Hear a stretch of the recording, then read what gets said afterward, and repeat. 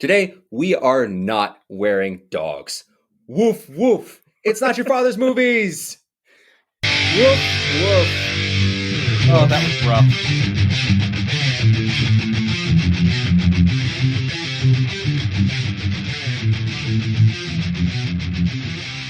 So, I am Vito, and I'm joined by Mike and I'm Jesse, and we are the Dad Fathers coming at you with some big dog energy.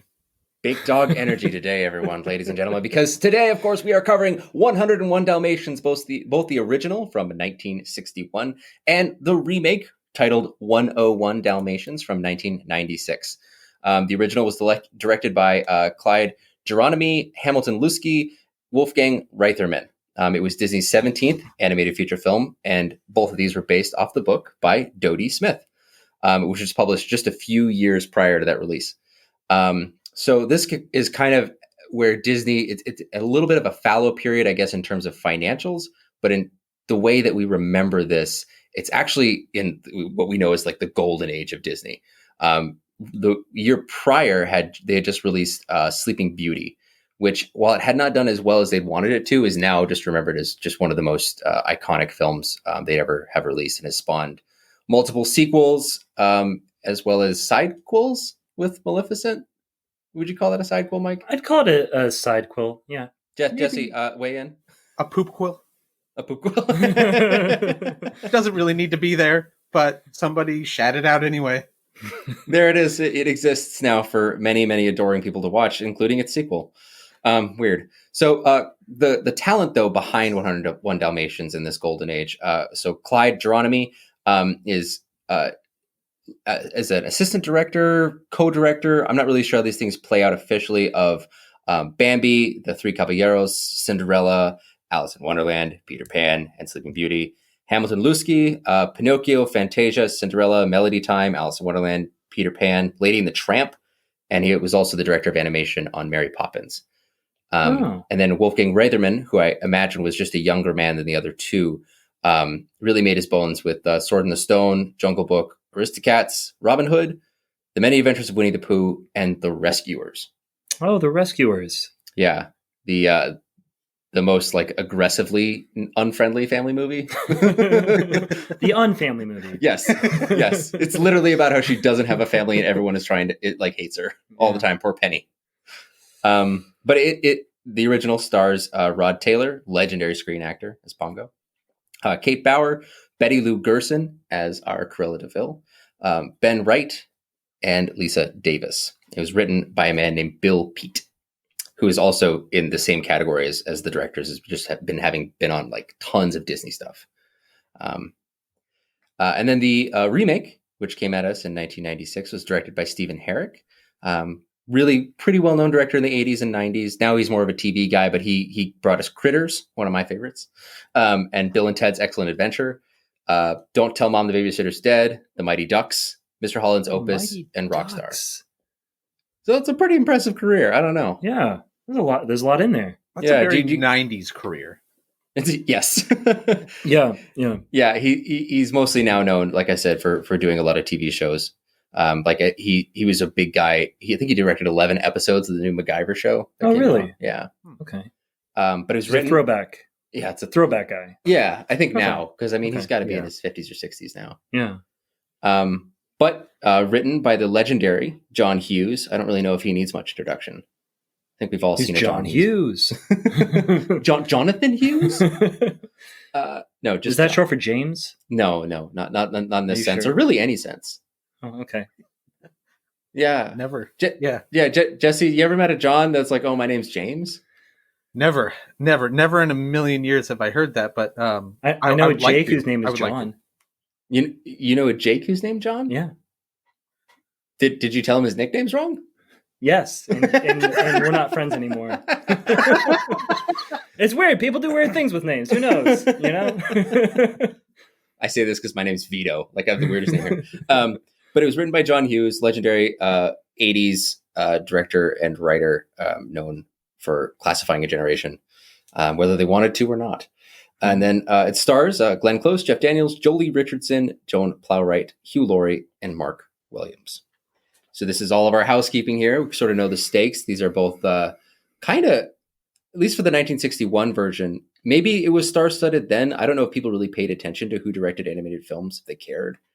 But now looking back at it, it's like, oh, I can see the animation style. I can see how this movie moves. It's really familiar to me. Oh yeah. Well, yeah, I kept thinking of Lady and the Tramp with it all the time. And there's even like scenes where the bark, what's it called? The Twilight Bark. The Twilight Bark. Yeah, the Twilight Bark. Yeah. They cut in, you see Lady, you see the Scotty dog from, or what's his name? Scotty.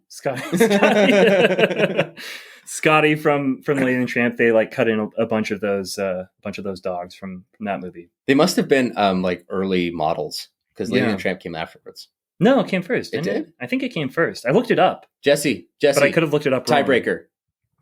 Which came first? By the way, people looking up stuff on the internet is always really entertaining audio. Lady and the Tramp came first. Oh, yeah. Mike See, I was right. You were right. I was right. You were I do my research. You did. Good job. I didn't. Clearly. Yeah, Lady and the Tramp came out in 1955. That early. Yeah. Yeah. Wow. Well, anyway, so usually at this point, now that I've done all the boring name reading, which no one else really cares about, now we go to Jesse. And Jesse, what is 101 Dalmatians about? It cannot be about 101 Dalmatians? It surprisingly is. So 1001 Dalmatians is about Cruella de Vil, who wants to kidnap all these puppies so that way she can wear them. So she goes and hires some people to kidnap them, and the puppies are saved by some other animals. And that basically sums up both movies. It's really not that complicated.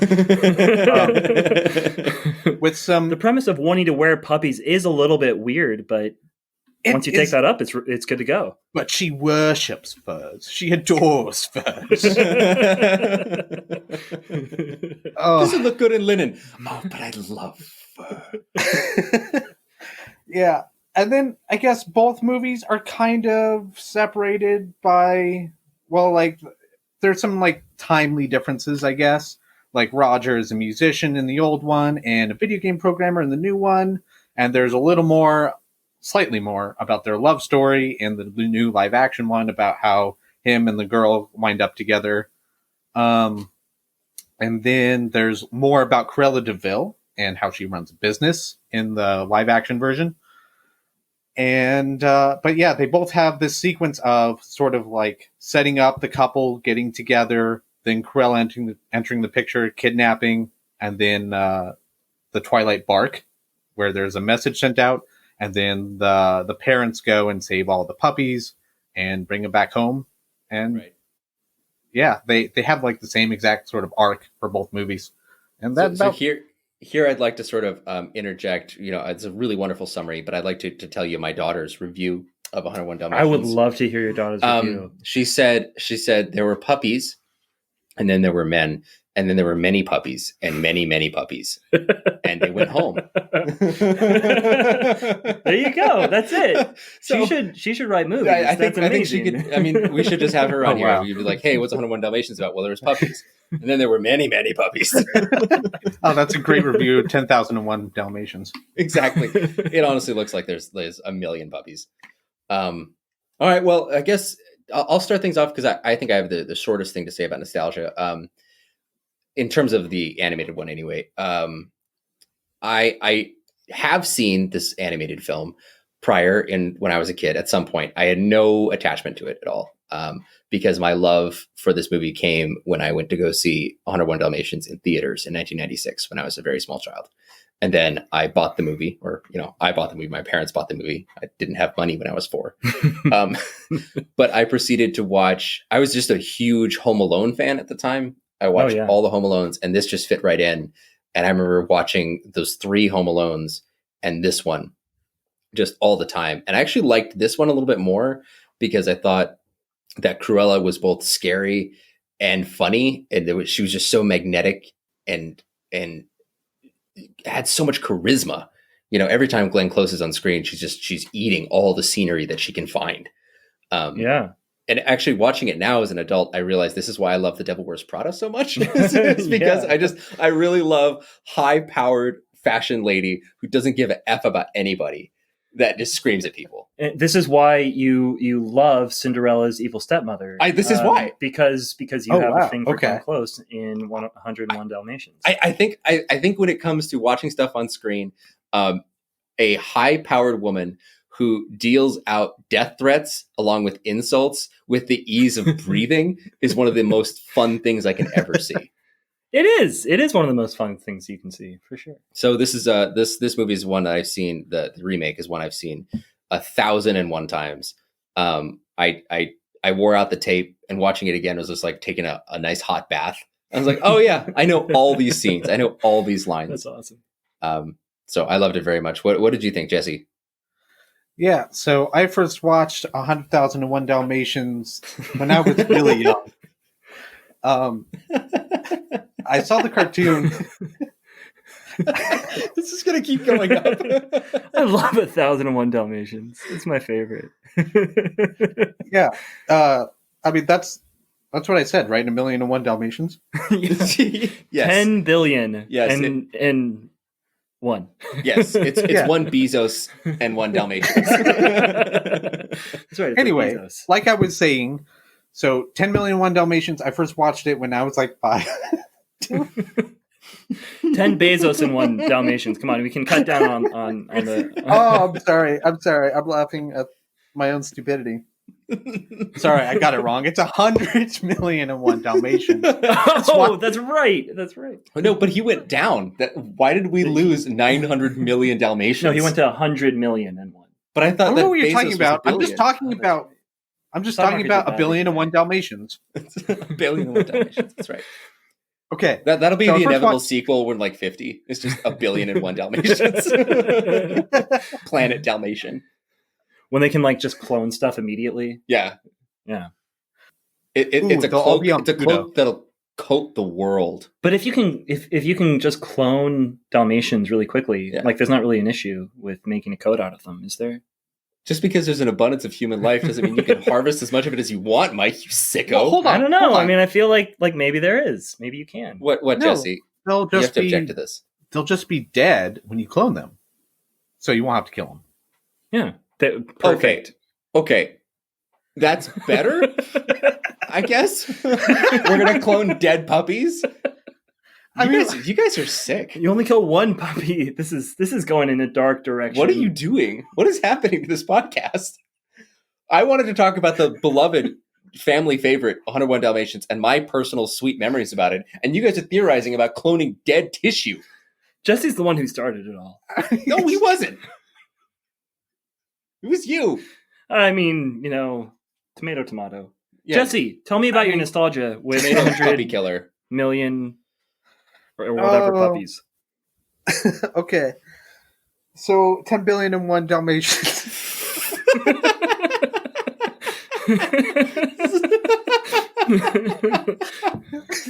is about the closest I can get to like that movie that I watched as a kid and never watched again. You know how there are some of those movies, I think we all have them, but this is definitely one. Never watched it after I was like 12, I think. I'm the same way with the live action one. Yeah. Yeah. And then I watched the live action one when I was, I think when it first came out when I was like 6 or whatever. Yeah, so with the cartoon, I had we never owned it, but I saw it at friends' houses, and we rented it from Blockbuster a lot, and I always really liked it. It was always just one of those enjoyable movies I always knew I'd like as soon as it was on, and then I didn't even watch it again until a couple months ago. I showed it to my daughter, and we were having Congratulations. we're having a really hard time trying to get her to watch movies, and this was one of the few that she would watch. And we sat down as a family movie, and I didn't expect to enjoy this, but I really did. It was just something so relatable that we could both watch, because it's about parents, and both me as a parent and her as a kid understand the need to get your kids back after they've been kidnapped. Sure. It's such a straightforward plot where everybody understands why every character is doing what they're doing and why they're doing it with such urgency, and why Cruella de Vil is a terrible villain. It's because she's almost like a demon. She comes in, swoops kids up, and takes them away. I mean, she's literally like driving, one of the scariest cars I could ever imagine. Yeah. And her eyes are bugged out. She's always followed by like sulfur. Yeah. Her high heels are like hooves. She's almost like an arachnid. If You she know, the way doesn't she's scare you, animated. man, no evil thing will. Right? Yeah. Yeah. Exactly. No evil thing will. Yeah. Yeah. And then and it was just such an engaging story watching the kids like come back from the little mansion, and then like watching as they're hiding. Vito and I were talking right before the podcast and noting that it has like a World War II kind of vibe, where it's Yes. like they're trying to hide from Nazis. Basically, it really does carry that sort of thrill you get from watching a war movie. So that's where I'm at with 100 and billion and one Dalmatians. Gotta keep that multiplier going. Gotta keep it going up. But with a trillion and one Dalmatians, the live action version, You I watch watched- what you say, boy. I watched it when I was younger. I think we rented it a couple times. I watched it. Wait, Jesse, enjoyed hang it. on. I'm sorry. I'm getting a note from my secretary here. Yeah. Hang on. It's coming through. She's actually pulling up some old pictures. Looks like from Entertainment Weekly circa 2000. That looks like a little Jesse on a red carpet. Hang on. I'm sorry. The image is still loading. I'm scrolling through here. It's a red carpet premiere of 102 Dalmatians, also starring Glenn Close, and that's Jesse. Oh my gosh. Might you see Jesse? There he is. It's Glenn Jesse. Close little is Jesse. holding up Jesse Moore. He's fully bearded too, which is really know? weird. I'm a little off put by it, but honestly, he's so cute. He is. She's looking at the beard kind of suspiciously, as if she As she imagines should. some sort of She should. future, some sort of like fashionista accessory that can be made out of Yeah. this child's beard. Yeah. She seems interested in that possibility. I'm creeped out by these images. I thank you for sending them to me, Sherry. I really appreciate it. Jesse, how do you respond to these images of you at a Okay. red carpet premiere? First off, Glenn Close does come to my window some night and just stare at me. More specifically, my beard. So How much do you pay her for that? I feel like that would be an expensive It's service. an expensive story. I've never paid her a cent. She just does it. Lucky. She charges She you like usually $200 a holds month. a razor. That's extra. You're included, dude. That's a VIP package. Is it a straight razor? No. It's just a safety razor. Weird. Is it at least like a Gillette Pro Glide 3-blader? Or are we talking like this is the single blade you get when you get checked into rehab? Yeah. It's What are we that, talking? but They curvy. give you a single blade. But curvy? What? Glenn Close has a thing. I don't know what to say. She's weird, man. He wants to get She's too growing close to to me. develop. But please respond to these allegations of you being at this red carpet premiere. Yeah, so I went to the red carpet premiere of 102 Dalmatians. We were sitting in the balcony. I knew somebody that worked for Disney, and I was a kid, and I was friends with her son, and she's just like, all right, we're going to go to 102 Dalmatians, and I saw it before anybody else did, and it was fun. That's awesome. Wow. Yeah. Wow. Did they ask you what you felt about the villain, and did you say it's not hatred that makes the villain; it's the desire to annihilate? I wish. Honestly, I don't think anything about 102 Dalmatians. That movie has completely left my mind. It's really forgettable. I just remember there was a puppy that didn't have spots, and he gets a spot at the end, but his name is Spot. Oh, that is. Ironic. I'm suddenly like remembering things. Good. Wow. Help us along. That's All it. right. I just also remember that there's a puppy named Spot. I have nothing more to add to this So conversation. there's an albino puppy named Spot. Yeah. Funny. I mean, that's a good way to teach kids irony, Yeah. right? Yeah. Isn't it funny? Just like how I will always say that you're very smart. Wait, I don't get it. That is ironic. That's right. There it is. It is. There you go. So Those two memes. I saw 10 trillion and one Dalmatians, earlier in life. It was around, and then I saw it again for the first time a few days ago, and I thought it was super boring. I have no connection to this movie, which is really surprising. It's surprising because I love John Hughes. I love just about all of his movies, especially Home Alone. That's one of the classics that I grew up on. Not Home Alone 3 as much, but I do love Home Alone 1, Home Alone 2. That's a future episode, everybody. The Home Alone trilogy is coming. It's happening, baby. It's happening. And guess who loves the third one? Anyway. I'm sure you do. I'm sure you do. You always love the second and third one. That's the worst of everything. Yep. Okay. So Vito's favorite Godfather is the third one, everybody, just so you know. Don't say that. I'm going to say I will every never be able time. to scrub that from the internet. Yeah, it's going to be on there. yeah, I don't really know what else to say about this movie other than like I watched it. I was bored.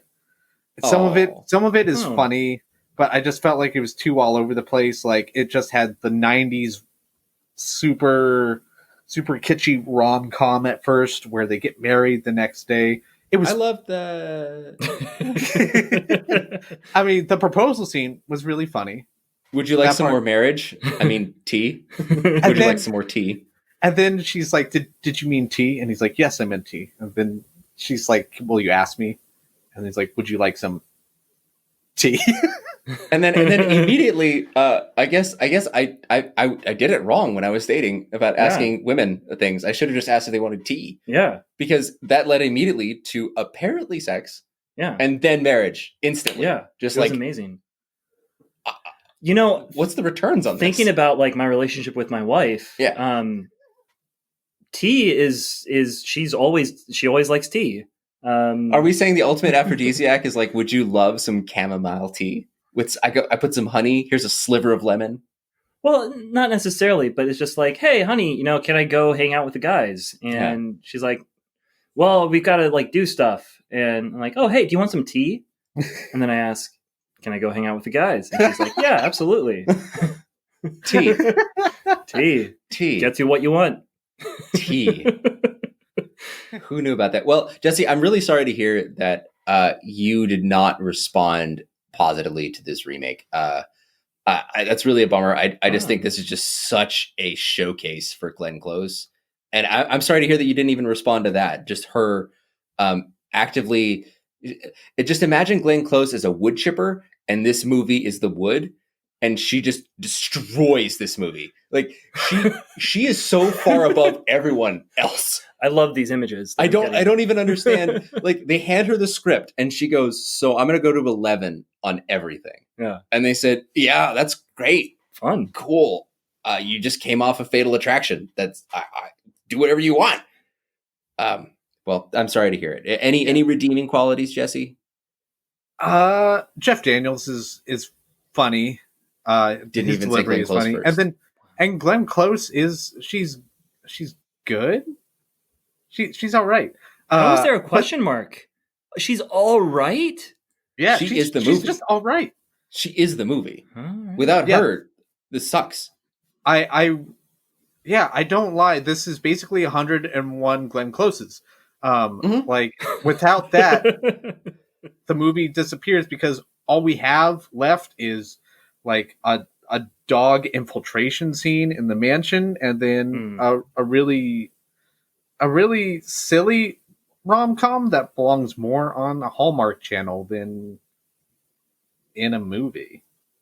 Wow. Dang, that's a scathing review. So with that like Wow. cripplingly burnt review coming at you, it's coming at you on a plate, Mike. All What right. are you going to do to this Mike, burnt dish to make it look better? Well, I'm going to talk about my nostalgia here. I haven't thought about 101 Dalmatians since probably around 1996-ish. Well, no, probably around 2000. Since I was 10, probably. I haven't thought about these movies since in 20 years. So 1990 is about. And so I sat down to watch 101 Dalmatians, and I didn't think I had anything from it. Every single scene, I was like, oh my gosh, that scene. Oh my gosh, that scene. I remembered everything in that movie without remembering the movie at all. Wow. That's It cool. was amazing. It was like this walk into this part of my memory that I haven't been in 20 years. Mm-hmm. It's walking into more. Hell Hall for the first time. Yeah. Oh, yeah. No, seriously. And the Twilight Bark. I haven't thought about that in 20 years. I mean, who has? Yeah. The old dog, the old sheepdog, Yeah, the Colonel, and and his military, And the Sergeant cat Tibbs. who saves them. I mean, Sergeant Tibbs. Yeah. Report, Sergeant Yeah. Tibbs. yeah, Sergeant Tibbs. He's amazing. So it was just a blast and a half to watch it. I was like, oh my gosh, this is amazing. And then 101 Dalmatians from 96 was also, I thought it was a lot of fun. I mean, I feel like there's several things in it that I could take issue with it. I mean, kind of the biggest one is like, why is there a video game maker in England? I mean, did they have a really thriving With video an American game scene? accent. Yeah, Well, with I an mean, American I accent. think he's clearly American. Yes, yeah. But I don't. This is like your criticism of Parasite being about the trash. Hey, man, I kind of don't understand what you're talking about. I need continuity in my films, man. You could have picked a lot of things. You could have picked an artist. You could have picked a musician. I mean, I mean, it's there in the text, but I liked the video game thing because I remember specifically in 1996 being a 4-year-old. Video games were really on the rise. I mean, the PlayStation 1 is either here or coming very, very soon. I think that maybe that dropped to 97. Someone will correct me if I'm wrong, but video games are really, really on the brain. And I think that was a really smart move by them. And I really like the way that they showed the video games and they animated them very well, because even now watching it, I'm watching that and I'm going, that gives me so much nostalgia for like point and click adventures. Yeah. I remember those. Those were great. Yeah. No, for sure. And that, I mostly just said that to annoy you. I know you did. Which is mostly where my joy comes from these days. Oh, no. Jesse also has issue with it. I have a massive issue with that because like it's a mixture of a point and click and like a platformer, like hack and slash game. Like, I'm not sure what this game is. And even when I was younger, I was like 4 or 6 or whatever, I looked at it and said, I've never seen any video game like that. Like, this is like this is like a cheesy movie's interpretation of what a video game is that looks nothing like a video game to me. That is true. And there's also like the really like the really bad like MIDI file music. Yes. Yeah. It's so good. And I love, I guess, like I grew up. Hello, fellow children. It's like Hello, a boomer talking kids. about TikTok, or me talking about TikTok. I saw, I grew up playing like the Hercules video game. Oh, you guys remember that one? No. Yeah. And, do you remember, Jesse? That's right. Yeah. That's really what the video games were at the time, right? You just sort of scrolled left and right. It was very 2D unless you had an N64 or a PlayStation, and then you get some 3D environments. But then you're just like playing Resident Evil, and you shouldn't be, and your mom's mad at you. But when I saw this game, I actually felt spoken to a little bit, because I was the same. I was a little bit younger than the kid that they show the game to in the movie. And I really remember being like, that's a job I want. Yeah. I would love it if I would come and play your game and then tell you what I thought about it. Because I was really good at video games. Yeah. Because I was a kid and I play video games. And kids are great at games. So I see your criticism and I dismiss it sort of out of hand. Okay. Well, I don't. I mean, that's fair. That's fair. But you cannot refuse that I have dismissed it. Sure, yeah. You are okay with this subpar movie. That's fine. That's fine. No. I don't feel anywhere nearly as ambivalent towards it as Jesse does, which is kind of a funny statement. But that's weird. But no, I thought it was a ton of fun. I really enjoyed the silly rom-com 30 minutes that we get in the beginning. Bongo! And it's so 90s, and it's like, the dog's like pulling him down the street, and and he like tries to brake, and then there's like smoke from the brakes on his bike because he's going so fast. And everyone's like running to get out of the way. He goes through traffic. It's like, this is ridiculous. This isn't ever happening in any world. And also when she hits him with her purse, and it's full of bricks. It's actually full of bricks. It's so he's coming out of like, he's 2 years off of Dumb and Dumber. Yes. So it's definitely like, oh, okay, I get it. We know Jeff Daniels. Yeah. We know Jeff Daniels. He's Dumb and Dumber. Is he dumb or is he dumber? He's dumb. He's dumb. Jim Carrey's dumber. Jim Carrey's way dumber. We're gonna have to do a whole podcast about that because I'm pretty sure it's the other way around. Oh, dude! Hot takes. Holy shit! And as usual, I'm a little less ambivalent. Maybe a little more. Look, Jesse and I will fight it out, and you can just weigh in when you feel like it. I'll just try to say whatever pisses either of you off more. Yeah, that sounds great. Sounds great. It'll probably piss me off. Yeah. But yeah, so that was fun, and then 30 minutes in, it becomes Home Alone but with puppies, and that's also a lot of fun. Also, someone in here gets tarred and feathered. Yes. Again. Yeah. It's amazing. Like John Hughes, when it comes to the traps and stuff, he actually has like he's really great about getting people into traps. He is not great about what the traps are. He's like, look, what's bad? Getting electrocuted, getting burnt, slipping, and tarring, feathering. Yes. So I'm just going to have all of those. It's always going to be slipping into tar and then being feathered, or like getting electrocuted and then falling. Well, they're also like visceral. Like you feel it. You're like, oh yeah, that would hurt really badly. Watching Glenn Close thrash around in tar and then come up and there's that air bubble that expands over her face I is think like it's molasses. really disturbing. Is it molasses? I think it's molasses. Okay. Yeah, it's not tar. Okay, but when she's thrashing around, it's so thick. Yeah. And you're like, oh, that's great. And then she's wearing all the fur. You're going, I know what that feels like. And that would be the worst thing in the world. There's like a horror vibe in this movie too. Yeah. Yeah. Like that gave Skinner. it a horror vibe. Well, it was like I don't think it was funny anymore. When she fell in, I was like, okay, that's awful. And then right after that, she falls in poop. Yes. A huge field of just straight poop. And then after that, she's sprayed by the skunk. And it's kind of like, I love John Hughes and I love his comedy, but I don't think he thought that order through. You get sprayed by the skunk first. That's the first thing that happens. That's the last thing. Main criticism being the order of punishment that the puppy murderer undergoes. Yeah, that would have been funnier. It's not, at a certain point, like, if you're falling completely in molasses and it already looks like poop anyway, like, what's the difference between doing that and then I don't think they wanted the cross-contamination of the poop in the molasses. Do you know what I mean? Oh, yeah, because it's a working molasses farm. Yeah. No, They got a lot of... they raise the molasses from a young molassi. It reaches maturity in the pot, and now you have a molasses.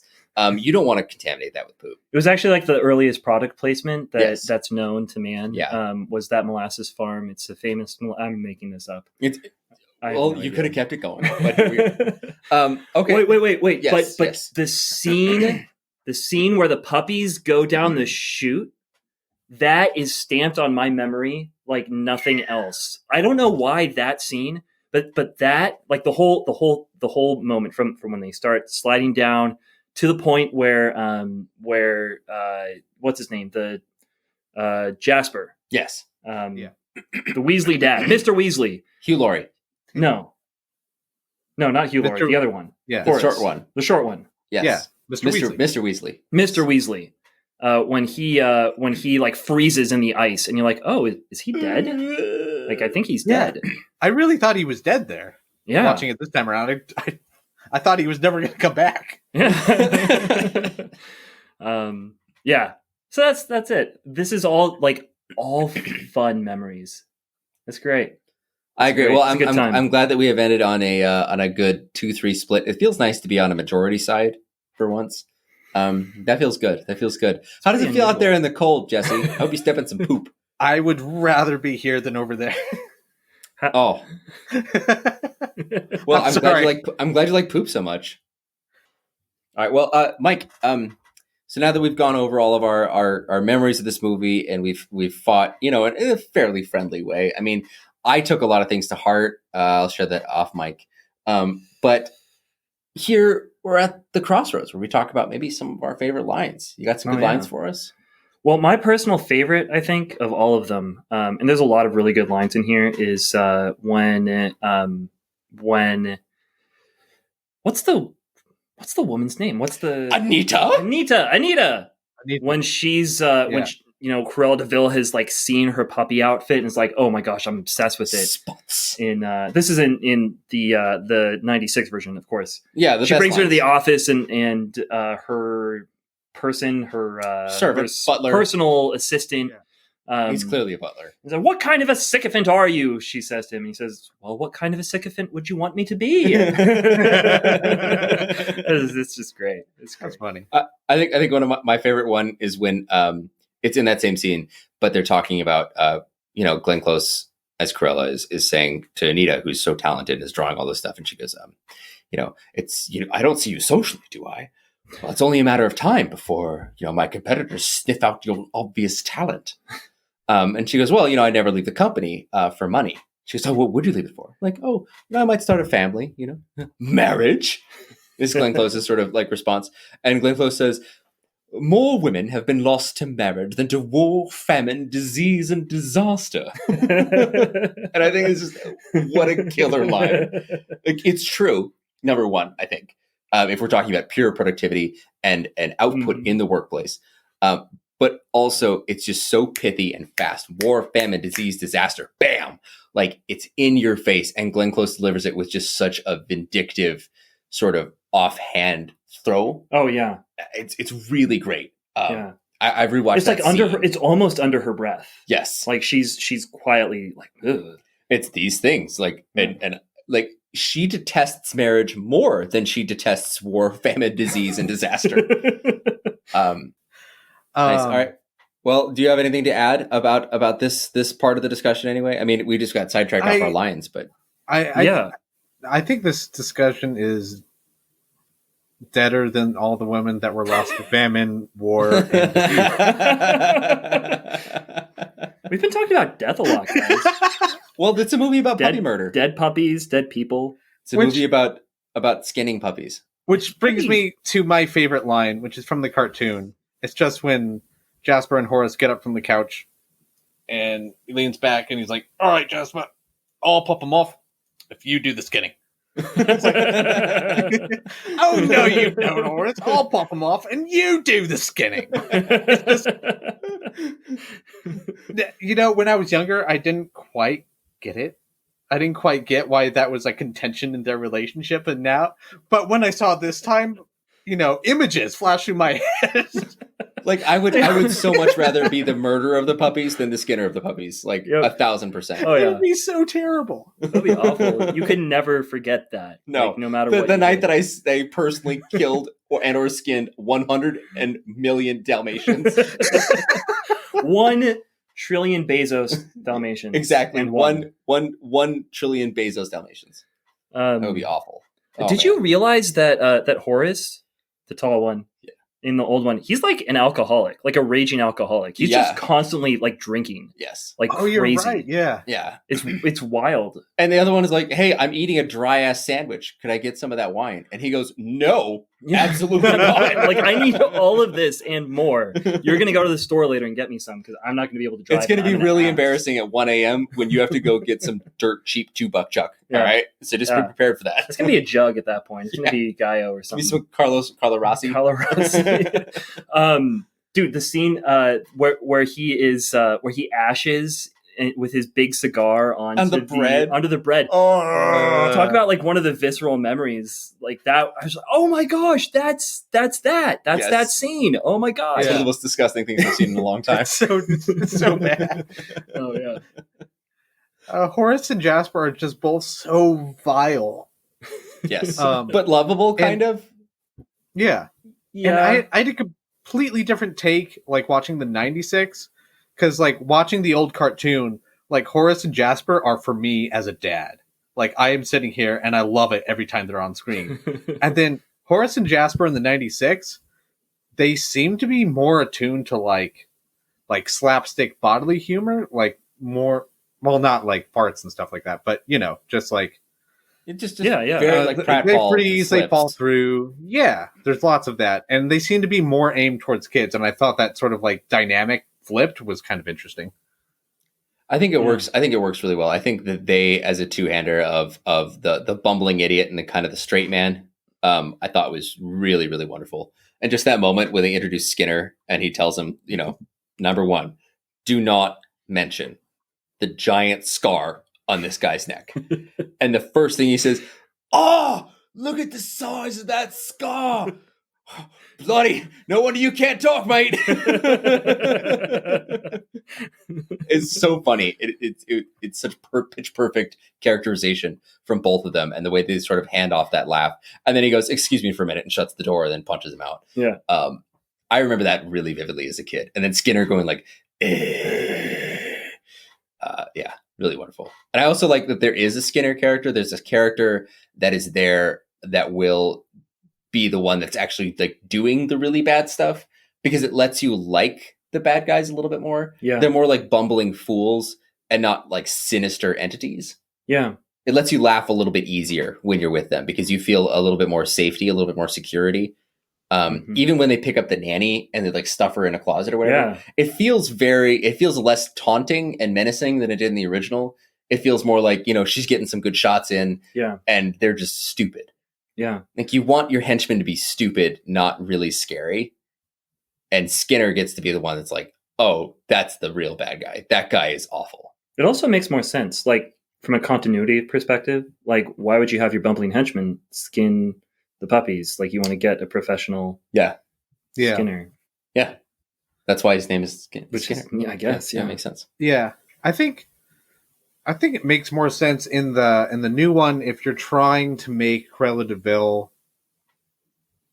I honestly I don't know what to make of Cruella de Vil in the live action version. It's like they're not really explaining why she's the way she is. They're just like trying to put her in more of a realistic scenario. I think that sums up Cruella de Vil in the new one, as well as like a little more way more eccentric with Glenn Close's portrayal of her.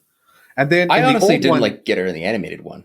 But sorry, continue. I interrupted you. Yeah, in the animated one, she's almost like a Joker-like character. She comes in out of nowhere. Supposedly, Anita and her were like college friends, schoolmates. Like, yeah, what?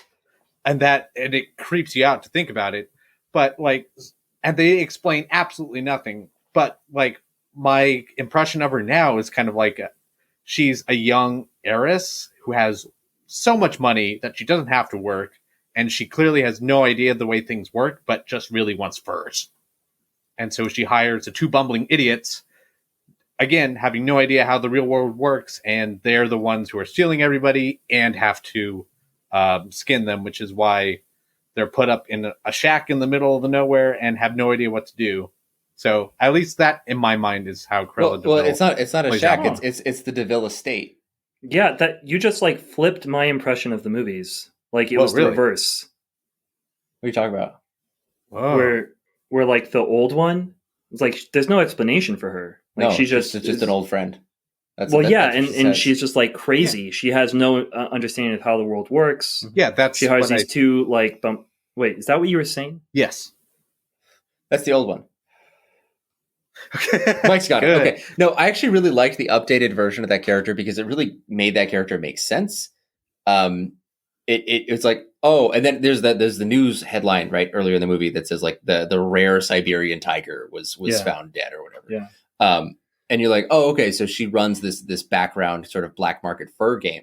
Bad day for the Animal Planet. Exactly, and it's like, oh, that's your deal. Like you make all this money over here, but on the side you indulge sort of your crazy fantasies. And you're like, oh yeah, that tracks with what I know about rich people. Yeah. In this post-Epstein world, that tracks. I get it. I get that you have these guys on retainer and you're like, hey, go get those animals, go skin that thing. And then I'll make it into my own thing. And then people are like, hey, how'd you get that? And you go, you probably just scream at them and blow smoke in their faces. If you're Cruella de Vil. I mean, yeah. That still doesn't make sense though. Like, why is she really into furs? I guess we don't really need to go into that. That's just weird. And she just is. Why is the Joker a Joker? You know, it's one of those age-old questions. Like, why is the Riddler obsessed with riddles? Why is the Penguin dressed like a penguin? Why do things fall when we drop them? I don't understand. It doesn't matter. All it matters is like they got a shtick. How do magnets work? Yeah. Mm-hmm. Why does Maleficent have the hair thing? Are they hair or is it horns? I didn't see the movie, but this is precisely why I like the old one better because they don't try to explain it. They just briefly they give a few clues and hints as to who she is and what she is and where she might come from, but you have no idea. You're kind of left all on your own to figure out what that might be. Whereas with this new one, it's like they're half-assing it, in my opinion. It's like, she runs this black market, and yeah, she has this company, this fashion company, but you still have no idea why. So it's like, well, why did you go to all this trouble to explain this part to me then? Well, I think because for me. I think it's clear, like, she loves fashion. She loves clothes, like, personally. Yes. And she also has this great love of furs specifically and exotic furs. White and black. Like, I mean, you know, I remember reading a headline, like people like weird things with animals. Like there's a place in Florida you can go and you can get like lion or giraffe. Well, I mean, earlier in this in this pandemic, Yeah. we watched a whole Netflix show about a guy that was crazy about effing tigers. Okay, I mean, people who have isn't weird crazy about relationships with tigers? exotic animals. Yeah, Right. who isn't I crazy get about that, Tiger Kings? but I'm not that's, crazy about Tiger Kings. but that's all I'm getting, and I got that from the original, so I'm not really getting anything new. I didn't get any of that from the original. All I got was that she was a psychotic person Like And- like an actual devil with no motivation. And this one, I actually saw like there was a character there. There was something that you could build off of. Yeah. And I don't know. I think that is unfounded, Jesse. It's I found that character in her, so it is founded. It's there. Well, it's as if it's as if a Nice. blind man He walked just out of a mine with a piece of coal and said, "Look, I found gold." It's exactly what this is like. I don't know. He just turned your words on you. It was funny. I thought it was better. But he was funny. Either way, I think we're just gonna have to agree to disagree on this one. I don't think we can get past this. I disagree to agree. Yeah, I don't think I don't care what you think, Mike. If I could mute your mic, I would. You can't mute this mic. Unplug you. Well, I think what we're coming down to is our final questions that we always love to ask. So, is this, and by this I mean both the 1961 and or the 1996 movie, are these dad movies? Mike. I think so. I think they're, well, I'm not really sure. I don't know. Like, it's weird to me how much I remember of the old one. Because like I said, I haven't thought about it in 20 years. And when I saw it, I was like, this is a good time. I didn't watch it with my kids.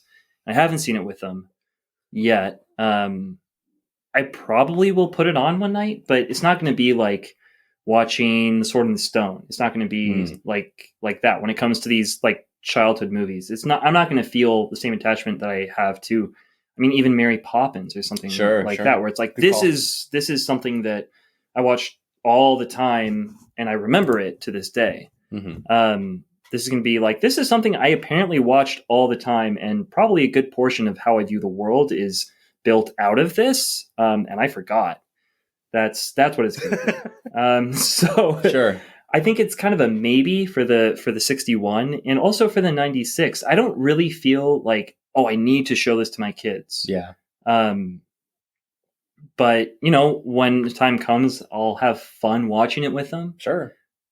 But that's, so I guess it's a firm, I guess not for me. What do you think, Jesse? For both? For both. Yeah. Okay.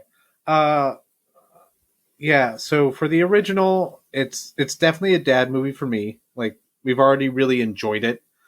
And it's basically, I don't think it would be, well, it already isn't like one of those movies I'm like super stoked to watch with my kids and like need to show them or something. It's just a movie that I can sit down casually and enjoy with my kids, and we will just both solidly enjoy it. And I think there's some good morals in there. I mean, it's nice to watch a movie about parents that care about their kids, that clearly illustrate that they will do whatever it takes to bring their kids home. Like that's something to really bond over between us. And then like, oh, hey, another thing that I guess we didn't really talk about, but there's, that one scene with when the puppies are being born and they keep on shouting the number. It goes up and up and up and hits 15. And then the maid comes in all sad and she says, it's 14. We lost one. And then she hands the puppy to Roger, and then Roger revives it. And then it comes back to life. And they're so sad for that moment where this puppy that they didn't even know was alive, like was alive for a little bit and then isn't anymore, and they're just so sad about it. And that's an emotion that I have for my kids that it's so hard to express. So it's nice to find that in a movie somewhere where like, I so happy when it comes back to life. Yeah. They're so happy. 15. Yeah, exactly. Like, the joy. And I understand those emotions perfectly as a father.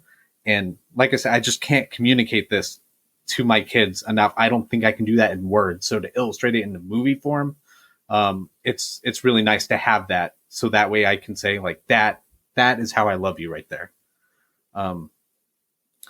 So for that reason, and for just the enjoyableness of it, I say that's a dad movie. And then for the 96 one, I think it's already going to be a clear no for me. Like I just don't enjoy it. But personally, it did get me thinking. I'm now really excited to show my kids like Home Alone, because Home Alone has a very similar storyline, right? Yes. With almost the same characters. So it actually made me think of like a bunch of other 90s movies that I actually want to show my kids. So at least it was exciting in that regard. But anyway, how about you, Vito? Dad movie? Well, Mike, did you have something you want to jump in with? Well, I mean, I think I guess I wanted to say one thing that we didn't talk about yet that I really want to talk about with both of you guys is one of the major differences between the two movies. Well, I guess one is animated and the other is live action. So that's a pretty big one. But the other really big one was the impact of the dog parents in it. In the old one, I mean, they're talking. All the animals talk in the animated version, and I think we all kind of prefer a live action film that doesn't have animals talking. For sure. So that makes sense, but they're a lot less involved. They don't go through as much to get to they don't. to get to their puppies as they do in the old one. Like in the one from 1961, they're like almost dead. Yeah. They're going through a blizzard to go and find swimming their across puppies. like a half frozen river. Yeah. It's crazy, and they're working together, which is what you were talking about, Jesse. How beautiful, or I guess how impactful and beautiful their relationship. I just say it too much. Their relationship is, and how they're working together to fight for this thing that they care about more than anything else in the world. And then how everyone, all of these people who they don't know, comes together to help them to get their kids back. Yeah. That's so much more what's going on in the original one, the animated version, than what's going on in the 96 one. Absolutely. So I think I'm actually going to switch my vote to say 61 is in my mind a dad movie as well, because you're right. It's dealing with these themes. It's doing it in the way that I think is really well done. And yeah, you changed my mind, Jesse. Nice. I like it. Well, as always, I find myself on the outs. I just happen to like more movies than you guys do. I mean, sue me. As for dad movies, though, I mean, I will enjoy watching the live action with my daughter. It's a lot more violent and dark and a little bit twisted. Yeah. But I mean, there's almost times where you're kind of wondering, like, did Tim Burton direct this? Like, why is there so much black and white costuming, and what are these weird side sculptures? But it was just better, I think. I think it would have been a lot more into puppy murder. I think there would have been a lot like more near death. They might have gone through like 10 of them. Yeah. Like there might have been, 91 Dalmatians. 91 Dalmatians. There we go. 10 billion and trillion one Dalmatians. Exactly. Only. No, I think 999, 99, 999, but whatever, however many. That's a lot more like my sensibilities when I was growing up, though, is a lot more that sort of gothic, kind of macabre kind of thing, just because I watched a lot of Tim Burton and a lot of the animation from that time. So I really do gravitate towards that. I do want her to see this powerhouse kind of role from a really wonderful actress that still has not really gotten her due, I think, in the mainstream. Glenn Close is not really someone that you think of for someone that's been in so many incredible movies. So for me, I would say that this is a movie I can't wait to watch with my daughter. I would call it a dad movie in the same way that I call Spider-Man 3 a dad movie. That's just me. But then I also agree with the original animated 101 Dalmatians. And I would also like to add that in that one, there is a very strong undercurrent of themes of extended family, themes of adoption that are very close to my heart as well. And I loved seeing them treated with such sensitivity at, so long ago.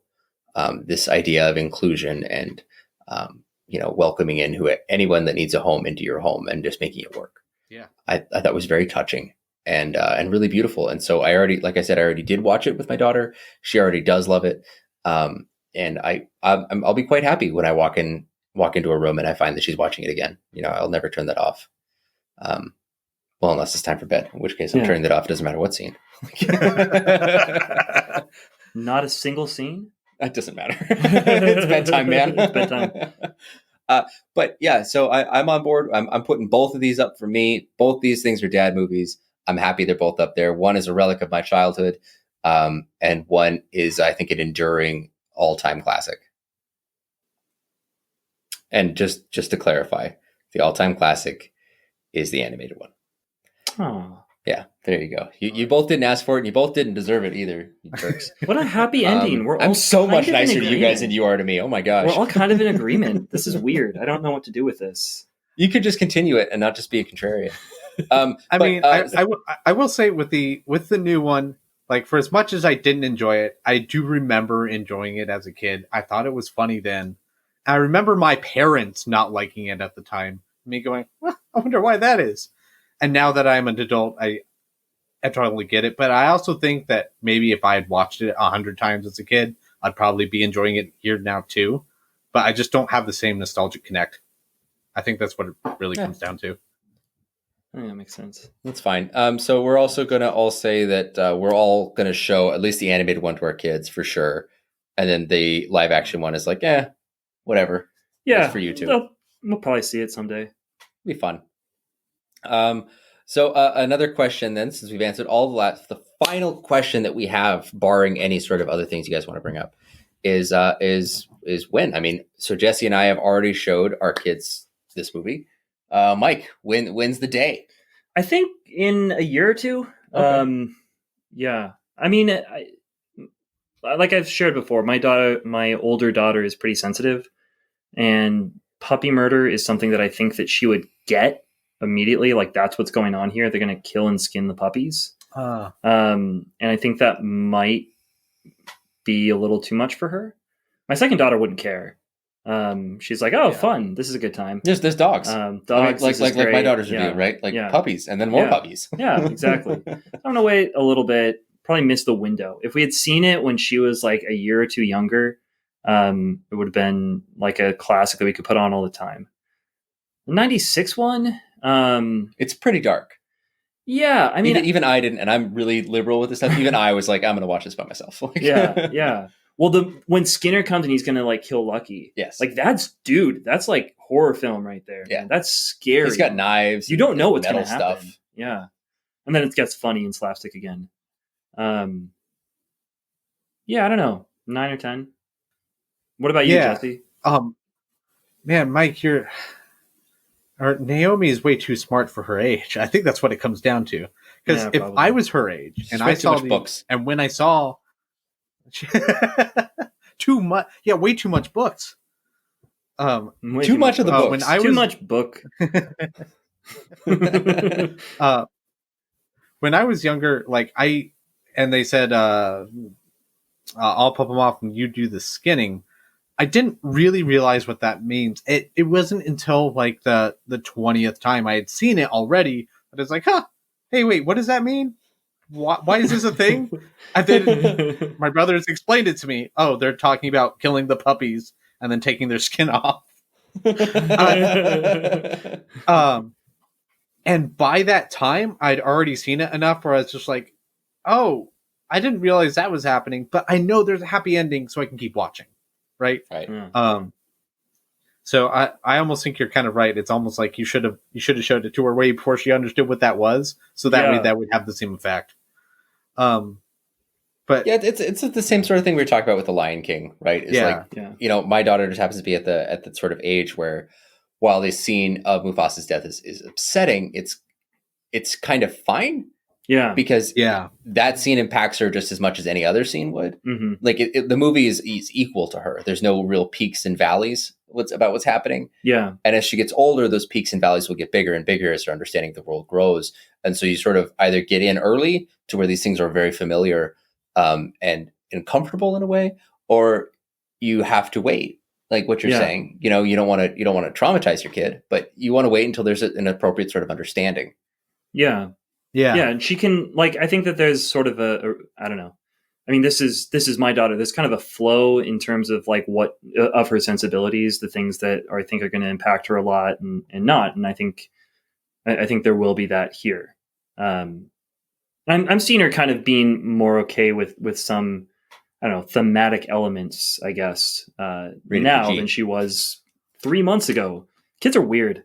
Yeah. They go through all sorts of stuff, man. Yeah. They change very quickly and very slowly at the same time. Yeah. Well, I think those are good notes. And also coming up next, our next episode will actually be kind of an aftermath sort of wrap up about our thoughts about Disney and our approaches to showing these to our kids and just sort of what we think about them in general. But I think that pretty much will do it for us here for 101 Dalmatians. Does anyone have any closing thoughts? You know, the only thing that I'll say is that, or I'll ask, which of Jeff Daniels' 2 family-friendly, animal-based movies did you enjoy more from 1996?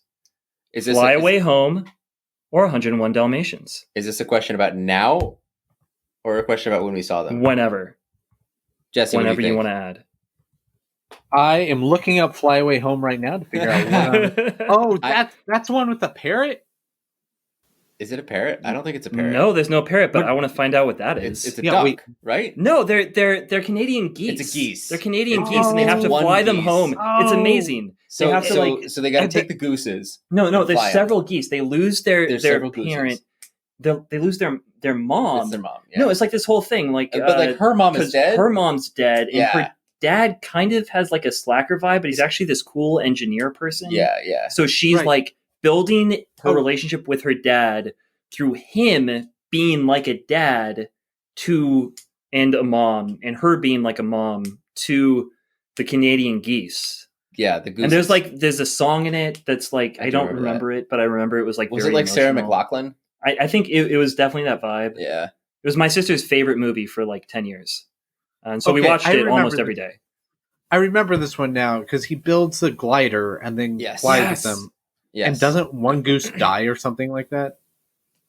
Oh, I might have blocked that. Maybe out. I'm wrong. Childhood trauma, man. Maybe I'm inserting that. I'm assuming it's 90s Disney, so there's definitely death.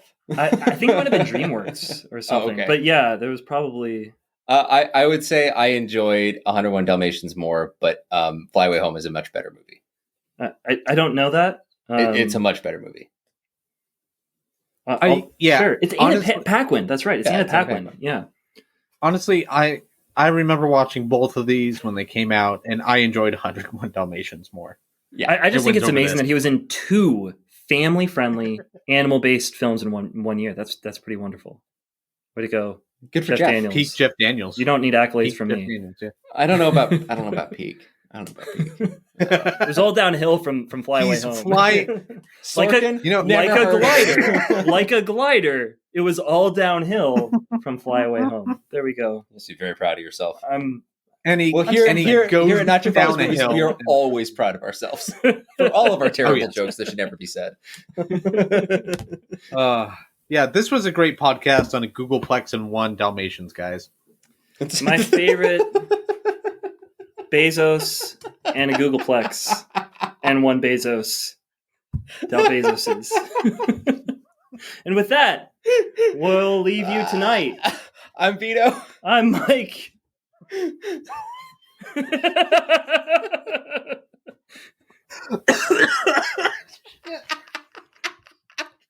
He doesn't have COVID. He's just joking.